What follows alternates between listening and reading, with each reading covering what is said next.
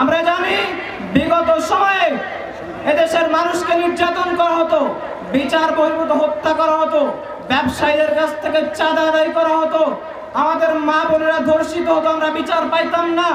প্রশাসনের অভ্যন্তরে যারা কালপ্রিট লুকিয়েছিল, প্রশাসন ছিল জবাবদিহিতার ঊর্ধ্বে। কিন্তু আমরা আজও দেখতে পাই ফ্যাসিবাদ পরবর্তী বাংলাদেশে আমাদের রাজনৈতিক নেতৃবৃন্দ একই স্বরে কথা বলছেন। আজও আমাদের রাজনৈতিক নেতৃবৃন্দ বলেন, তোমরা রিটার্ন পাস করে আসো, চাকরি দেওয়ার দায়িত্ব আমাদের ভাই বোনরা দেখব। আমরা এই রাষ্ট্র আপনাদের থেকে চাই নাই। আমরা খুন গুম মুক্ত রাষ্ট্র চেয়েছিলাম, আপনারা আমাদেরকে সেই রাষ্ট্র উপহার দিতে পারেন নাই। আপনারা আজও খুনি জেনারেলদের ইন্ডেমনিটি দিতে চান। আপনারা আজও ঘুরে ফিরে সেই চাঁদাবাজ টেন্ডারবাজির দিকে আমাদেরকে নিয়ে যেতে চান।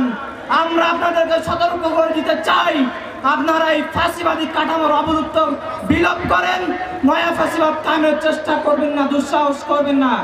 যদি তা করেন, যেই জনগণের পেটে লাঠি মেরে আপনারা নিজের আখের গোছাচ্ছেন, এই জনগণ এই লাঠি যখন ফিরিয়ে দেওয়া শুরু করবে, পালানোর জায়গা পাবেন না। কাজেই সবাই থাকতে সাবধান হয়ে যান, জনগণের আকাঙ্ক্ষাকে বাস্তবায়ন করার চেষ্টা করুন।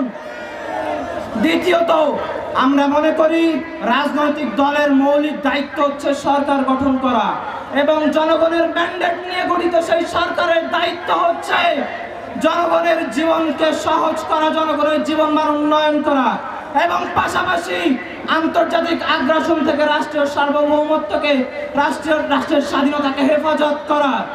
আপনার সেই দায়িত্ব পালন করার চেষ্টা করুন। আমাদের এই জনপদের মানুষ বঞ্চিত, নিপীড়িত, মেহনতি মানুষ।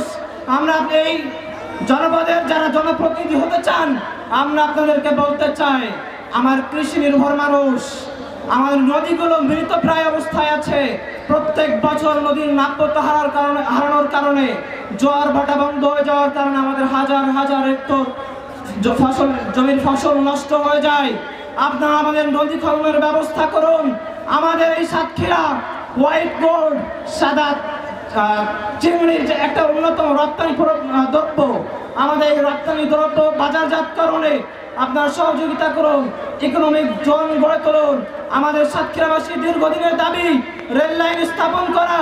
রাজনৈতিক নেতৃবৃন্দকে আহ্বান করতে চাই, আমাদের সাতক্ষীরায় রেল লাইন স্থাপনের জন্য আপনার প্রয়োজনীয় তৎপরতা শুরু করুন। আমাদের খালগুলো সংস্কার করুন, আমাদের জনগণের যানবাহনের নিরাপত্তা ফিরিয়ে দিন। জনগণ আপনাদেরকে স্যালুট করবে, আপনাদেরকে তাদের ম্যান্ডেট দিবে, আপনাদেরকে সংসদে বসাবে। যদি এর ব্যতিক্রম হয়, তাহলে জনগণ আপনাদেরকে লাল কার্ড দেখাবে। কাজেই সাবধান হন, জনকল্যাণে কাজ করুন। নির্বাচিত হওয়ার মাধ্যমে আমার উপর প্রায় 2000 শিক্ষার্থীর আমানত অর্পিত হয়েছে। এই আমানত দায়িত্বের শেষ দিন পর্যন্ত দায়িত্বের যথাযথ অনুভূতি নিয়ে সংরক্ষণ করতে চাই। প্রতিটি শিক্ষার্থীর আমানত তাদেরকে বুঝিয়ে দিতে চাই।